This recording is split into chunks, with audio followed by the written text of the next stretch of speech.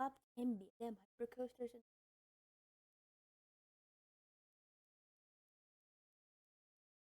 That being said, let's get.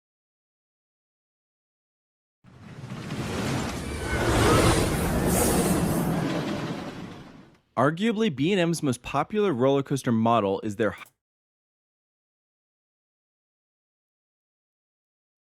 What?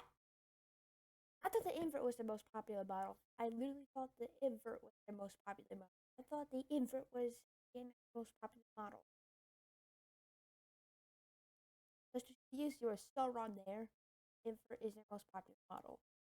hypercoaster. This is categorized by a ride over 200 feet that features lots of floater airtime hills, very smooth, thrilling experience, and huge crowd pleasers. At the moment, there are currently 11 operating B&M hypercoasters around the world. That is excluding their models over 300 feet or below 200 feet because you do have some smaller versions like Hollywood Dream the Ride, or obviously rides like Orion or Leviathan. I've had the opportunity of doing all 11 that are currently open, and so for this top 10 list, unfortunately, one will be just barely missing the cut. And for me, that was Raging Bull. One of the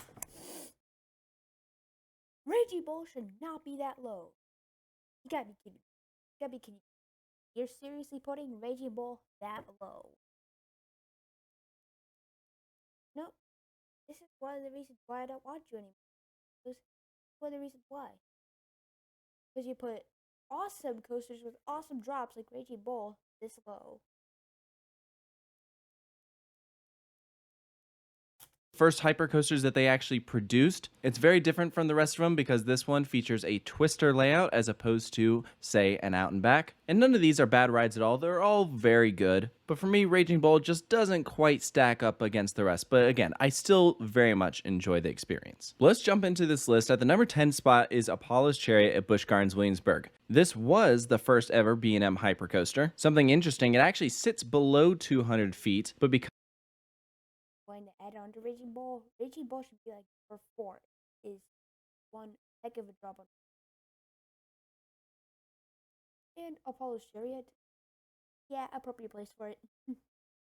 of the ravine that it's perched over, it drops 210 feet to the ground. The ride flies through the woods, making it a little bit harder to get some good pictures of, but because of its location right at the parking tolls for Busch Gardens, it really gets you in the mood right when you're entering the park. You see Apollo's Chariot as that first ride. Really gets you excited for the day. And don't get me wrong, Apollo's Chariot is good, but you can definitely see how much they have improved with their model as the years have gone on, which is why it is only coming in at the number 10 spot. Number 9 is one of the larger hypers out there. This is Silver Star at Europa Park. This one sits 240 feet in the air. It forms an L-shaped layout curving around the parking lot. It's probably the least themed ride at Europa Park. Not gonna lie, this was one that I was fairly underwhelmed with when I experienced it. I do think that the second half is a lot better than the first half. And if you're interested, I do have a full review of this ride on the channel, as well as reviews of most of the rides that I'll be talking about in this video. Silver Star features a great drop off the mid-course, as well as some really surprising hills at the end of the ride, which I thought was interesting considering how large this roller coaster actually is, that the smaller moments were the ones that really were the star of the show for me. Taking the number 8 spot is Diamondback. Are you serious? You're literally putting Diamondback that low? Diamondback is literally the number one.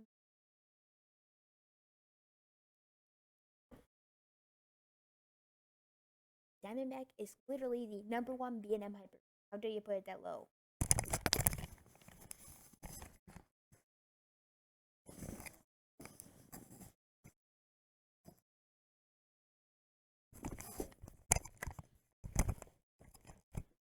Continue. At Kings Island. And this one might spark some debate because Diamondback is a really great ride. The layout is awesome. For me, this is one that I thought was okay when you're sitting like towards the back. You know, don't get me wrong, it has some fun airtime, but I think where this coaster really thrives is in that front row. I feel like that is by far where you get the most airtime. And Diamondback does have lots of different hills. Unfortunately, this is one of those roller coasters that has developed quite a strong rattle over the years. And this is not going to be unique to just Diamondback. I think Diamondback. Well, I have to agree there, but defend me.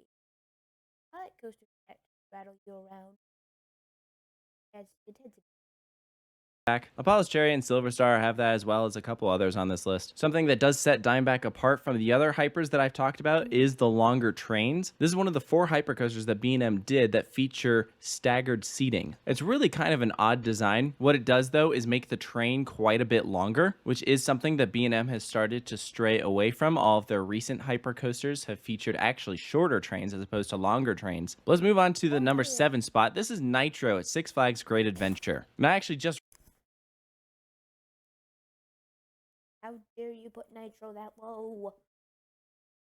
Nitro is an awesome hypercoaster. It's long for Diamondback should be number 2. KG Bolt 3. Got to be. You're really putting Nitro that.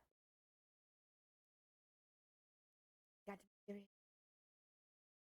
recently did a review of this ride on my channel, but I'll just kind of recap. Nitro is one of those hypers that tends to be either a hit or a miss for me. Some days I ride it where the airtime is super powerful and I'm absolutely floored by the experience, and then other times I'm just a little bit underwhelmed. You can't deny though, it does have some really strong moments, such as that upwards helix into the mid-course brake run. That pulls some serious G-forces. My personal favorite airtime hill on Nitro is that third one after that turnaround, and it does have a pretty strong finale with some of those smaller hills leading into the breaks. And number 6 is Intimidator at Carowin.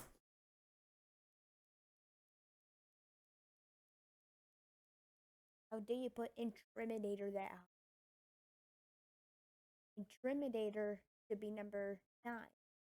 How dare you put Intimidator number 6? Intimidator sucks. The suckiest hypercoasters ever.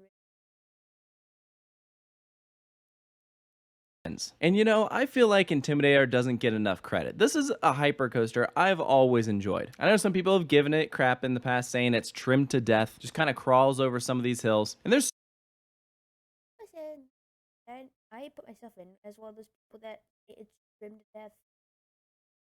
certainly been times where it does feel like it's running kind of slow, but every time I ride Intimidator, I always get tons of airtime coming up out of my seat. And I'd probably ride it a lot more if Fury 325 weren't in the same park, because I end up just kind of marathoning that instead of Intimidator. Coming in at number 5 is a roller coaster that, depending on who you ask, this might be their favorite B&M hypercoaster. I cannot make it because I have not ridden it. It's Goliath at Six Flags Over Georgia. And layout wise, this is definitely one of the strongest hypercoasters that B&M has done. Lots of great hills, tons of positive G-forces that get pulled, and that downwards helix. And those smaller hills towards the end of the ride really pack a punch. One in particular almost hurts your butt, it slams you down so hard. The reason why I'm not putting it higher, and this is why it's really going to be up for debate, is because this ride does have a very strong rattle. And some people might roll their eyes at that. If that doesn't bother you, then I think you're totally going to love this ride. But if you've ridden Goliath in the recent years, I mean, I don't think there's any denying that this ride has gotten fairly rough. I don't know why that is, but it jitters all over the place and it's very noticeable. It's a shame that's the case. If it were glass smooth like rides like Mako, I think this would definitely place higher for me personally. Taking the number 4 spot is Behemoth at Canada's Wonderland. This is the third and final one of the Cedar Fair hypercoasters that they went out and installed. Also features that staggered seating. Starts off as a straight out and back layout, and then towards the end starts twisting around. You have a downward helix, turn around into an airtime hill, and then the brake run. And this just shows you how good this ride is. There are still a lot of people that are up for debate whether this is the best ride in the park or not, even over Leviathan. But I think at the end of the day, it comes down to personal preference. Leviathan probably a bit more of an intense experience, but when you ride Behemoth, it's just a good time. You're in for a fun roller coaster, and sometimes that's all you need. So we made it to the top 3. At the third spot is our